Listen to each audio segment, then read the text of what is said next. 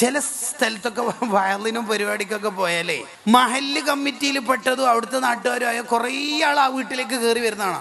നിങ്ങളെല്ലാവരും വിളിച്ചിനാ ഈടെ പിന്നെ വിളിക്കലൊന്നുമില്ല ഉസ്താദേന്ന്. അയ്യേ, അവർക്ക് പെർമിഷൻ ഇല്ലാണ്ട് ഈ ഫുഡ് നമുക്ക് കഴിക്കാൻ പറ്റുമോ? അനുവദനീയമല്ലാത്ത ഒരു പിടി ഫുഡ് നമ്മളെ വയറ്റിലെത്തിയാൽ 30 കൊല്ലത്തേക്ക് നിസ്കാരത്തിന് ഖുശൂ കിട്ടൂല. ഉദാഹരണം, ഫുഡ് അടിച്ചിട്ട് സീനിയേഴ്സ് ജൂനിയേഴ്സിനോട് പറയാം ബെല്ലടച്ചോളണം. 30 കൊല്ലത്തേക്ക് നിസ്കാരത്തിന് ഖുശൂ ഉണ്ടാവില്ല. 30 കൊല്ലം. നാടകം കളിക്കാനുള്ളതല്ല മുസ്ലിമിൻ്റെ ജീവിതം എന്ന് പറഞ്ഞാൽ. മുസ്ലിമിനൊരു കൾച്ചറുണ്ട്, അത് മദീന കൾച്ചറാണ്.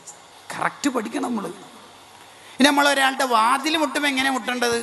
ഖാളിയാൽ തങ്ങളുടെ ഷിഫയിൽ പറഞ്ഞല്ലോ, സഹാബത്ത് എങ്ങനെ വാതിൽ മുട്ട? ഉസ്താദിൻ്റെ നബി സല്ലല്ലാഹു അലൈഹി വസല്ലം തങ്ങളുടെ നഖം കൊണ്ട്, വിരൽ കൊണ്ട് മുട്ടൂല.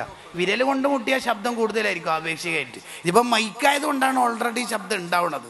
നല്ല ഒരാളുടെ വാതിൽ മുട്ടിയാലുള്ള നിയമം എന്താ? 3 തൊട്ടേ വാതിൽ മുട്ടാൻ പറ്റൂ.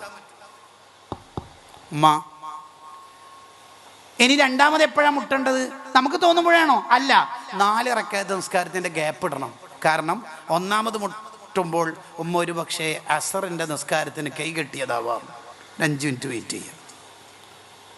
കുറച്ച് വെയിറ്റ് ചെയ്യാനും പഠിക്കണം. പിറ്റേന്ന് തന്നെ ക്ലിപ്പ് പ്രഭാഷണം വെക്കണ്ടെന്നർത്ഥം.